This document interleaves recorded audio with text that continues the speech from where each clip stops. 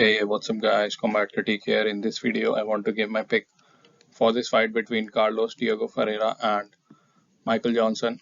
So let's get started. If we take a look at the records of these two guys, starting with Carlos, he has 22 fights and he has won 17, lost 5. Out of his 17 wins, 3 have come via knockout, 7 have come via submission, and another 7 have come via decision. So this man is a submission expert, and if he doesn't win by submission, then it's likely he'll win via decision, and very rarely he gets a knockout. If we talk about the 5 losses, three have come via knockout and 2 have come via decision. Now let's talk about Michael Johnson. He has 39 fights, so significantly more experience than Carlos, and he has won 21 and lost 18. So he has had a pretty rough UFC career. If we talk about his wins, 9 have come via knockout, 2 have come via submission, and 10 via decision. So this man is the opposite of Carlos, where he is looking to knock you out, and if he doesn't knock you out, then he'll likely win via decision. That is, if he wins at all. Otherwise, if we look at his 18 losses, 2 have come via knockout, 9 have come via submission, and 7 have come via decision. So again, the strengths of Carlos Diego Ferreira, which is submission, is the weakness of Michael Johnson, and the strength of Michael Johnson, which is the knockout, the striking, is the weakness of Carlos. He has been knocked out thrice. Now let's look at some of the physical stats and the career stats of these two guys. Starting with Carlos, his height is 5 feet 9 inches for Carlos and 5 feet 10 for Michael Johnson. He will have a 1 inch height advantage. Weight, so both these guys are lightweight fighters. They'll be fighting at 155. Michael Johnson has, in the past also fought at featherweight, but now he is again coming back up to lightweight. Reach is 74 inches for Carlos and it is 73 inches for Michael. So 1 inch reach advantage goes to Carlos, and Carlos is an orthodox stance fighter, whereas Michael Johnson is a southpaw. If we talk about the age, both these guys are old fighters. They are past their prime. Carlos is slightly older than Michael Johnson, but both these guys are pretty old.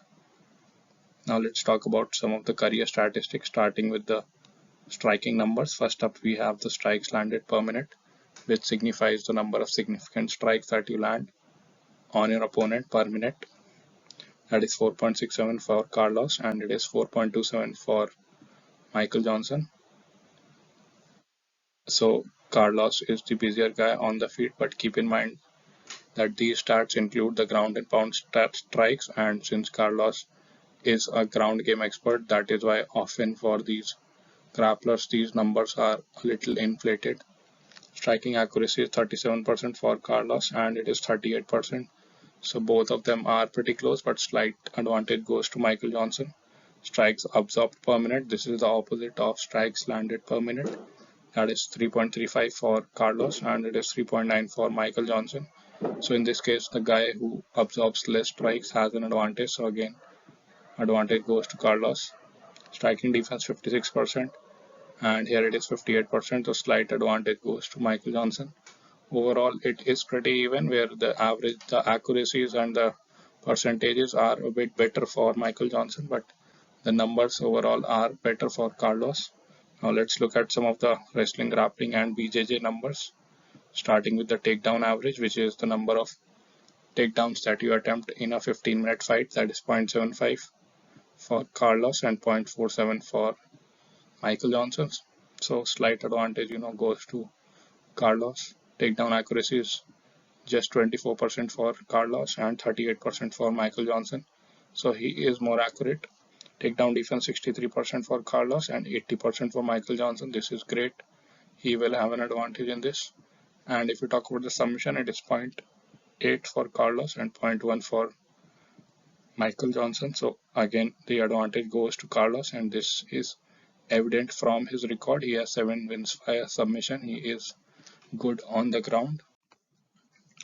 Let's talk about some of the previous performances of these two guys, starting with Carlos. So he lost his last 3 fights to Matush Kamrat, Gregor Gillespie and Benil Dariush.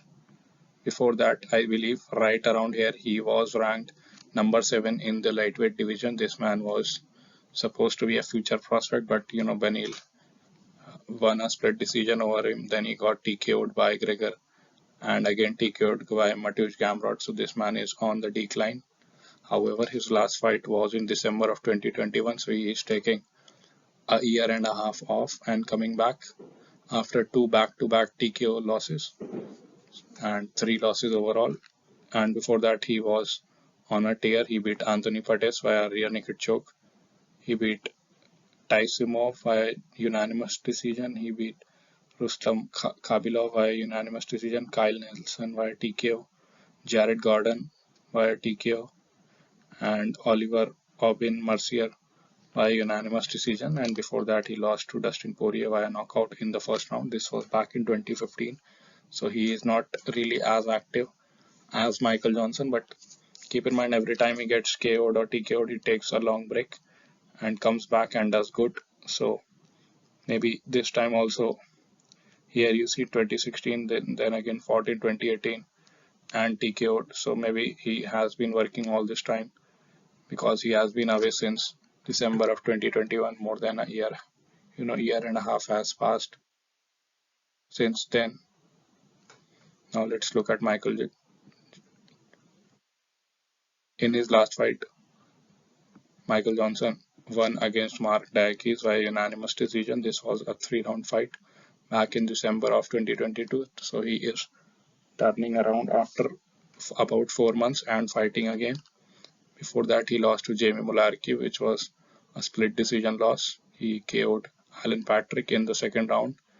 And before that, he was on a 4-fight losing streak where he lost to Clay Guida, Thiago Moises, Stevie Ray, and Josh Emmett.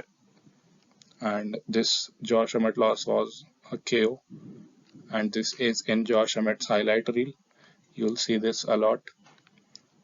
Before that, he beat Artem Lobov and Andre Fili via decisions and lost to Darren Elkins via submission rear naked choke. So he is susceptible to submissions. He is susceptible to getting knocked out. He has had a pretty rough UFC career where he has fought the legends of the division. He has fought Tony Ferguson. He beat Tony Ferguson. He KO'd Dustin Poirier.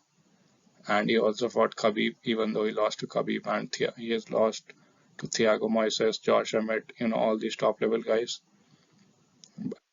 The one thing that is true for Michael Johnson is this man is training seriously. It's just that for some reason he is pretty inconsistent in his performances. I believe that if I have to pick a winner of this fight, I will have to go with Carlos Ferreira. I think he is the hungrier guy.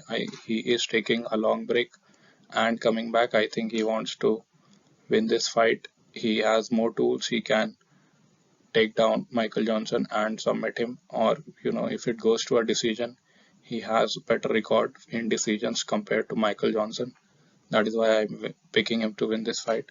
I think this fight will go a distance. I think he'll win a unanimous decision over Michael Johnson. That's it for this video. Let me know what you guys think in the comments below. I'll see you guys in the next one.